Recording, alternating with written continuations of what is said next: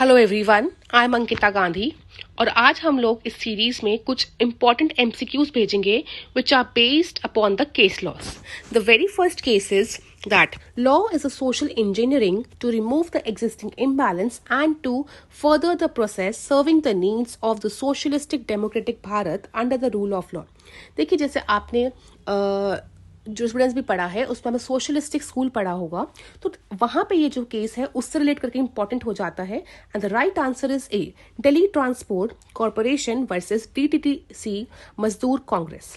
The question number 2 is, in which of the following cases the statement was quoted that principles of natural justice जो है हमें law के साथ red करना है.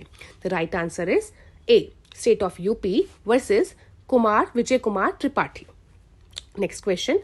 Second complaint based on the discovery of new facts in the same matter is maintainable. This was laid in Om Prakash Singh versus state of Bihar. Right? Fourth question. Next. Where it was held that CGI is the master of roster, Chief Justice, and it cannot be read with the collegium. जैसे आप collegium article 124 में पढ़ते हैं, वहाँ पे CGI जो है collegium system से अपॉइंट नहीं हो सकते हैं. And this is very very important for your exams. The right answer is Shanti Bhushan versus Supreme Court of India. Next case. Supreme court ने कुछ गाइडलाइंस दी थी ताकि SC/SC एक्ट जो है वो मिसयूज जो है आपका ना हो. एंड ये किस केस में हेल्ड हुआ था? Doctor Subhash Kashyap Maharaj versus State of Maharashtra. ठीक है, तो ये हेल्ड हुआ था doctor Subhash Kashyap Mahajan versus State of Maharashtra में. यहाँ पे SC/ST एक्ट के रिगार्डिंग यहाँ पे गाइडलाइंस दी गई थी. Next, that khap panchayat has no authority to order the honour killing. आपको पता है खाप पंचायत में ऑर्डर किलिंग के लिए है कि जो आपके रिलेटिव्स में ही या आउट ऑफ कास्ट जो है मैरिज कर लेते हैं तो वहां पे क्या हो जाती है, ऑनर किलिंग, फैमिली ही किल कर देती है. तो इसके रिगार्डिंग की खाप पंचायत ऑनर किलिंग का ऑर्डर ना दे, ये किस केस में हेल्ड हुआ था? दिस इज शक्ति वाहिनी versus Union of India.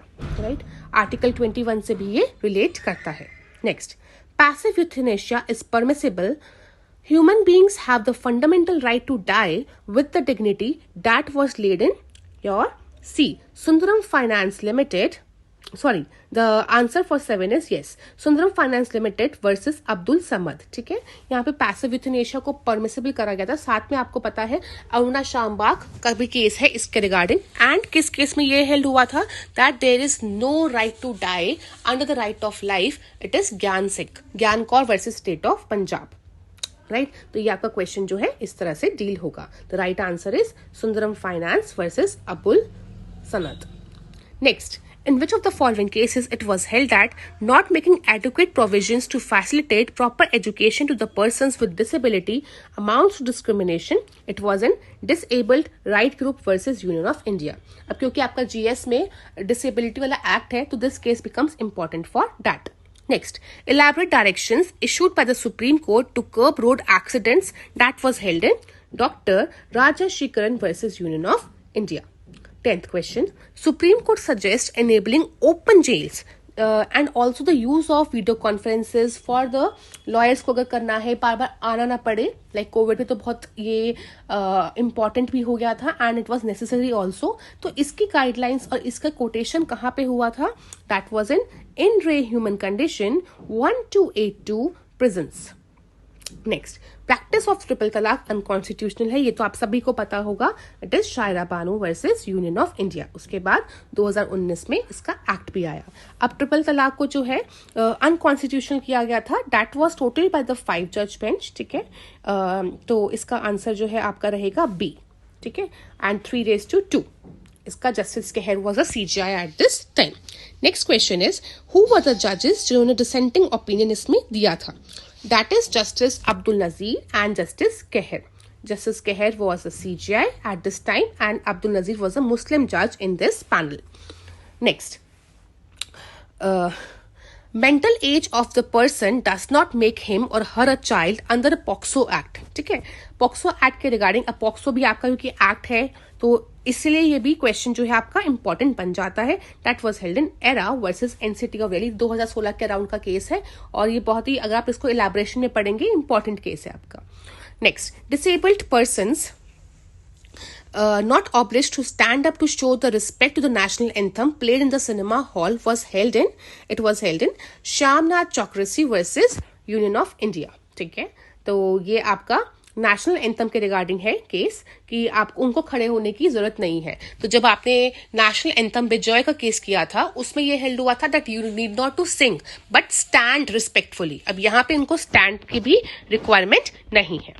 Coming next 16th, जो ट्रिपल टेस्ट है for the death penalty that was held in Shankar Kishan Rao versus State of Maharashtra. ठीक है. 17 ना आपको यहाँ पे क्या करना है, मैच द फॉलोइंग करना है कि कौन सा किस किस के रिगार्डिंग आपका केस है. The right answer of this is C. ठीक है, सी आपका केस है राइट. यहाँ पे जो है इस केस में ये हेल्ड हुआ था, आपको मैच द फॉलोइंग करना है कि ये किस किस के साथ जाता है. तो जो फर्स्ट वाला है आपका सवलदास versus State of Bihar, it is for rest जेस्टे. ये आपका रेस्ट जेस्टे है. ठीक है. Next is your Manohar Lal, आपने पढ़ा भी होगा. Next is Manohar Lal versus state Hiralal, that is section 151 CPC inherent powers के ऊपर है. Next is state of Uttar Pradesh versus Ram Swaroop, ये जो है आपका राइट टू प्राइवेट डिफेंस है, very important. Last is मधुलिमे versus SDM, that is of CrPC 144. आप इसको चाहे इस तरह मैच द फॉलोइंग मत पढ़िए, ये इंडिविजुअली भी आपसे पूछे जा सकते हैं.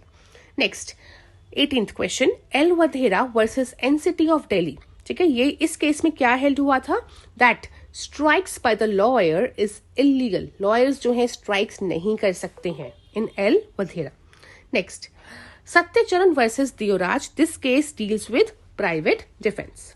Okay, and the last question for today is which was the first case for the advisory jurisdiction of the Supreme Court, that is in Re Delhi. Also ये 7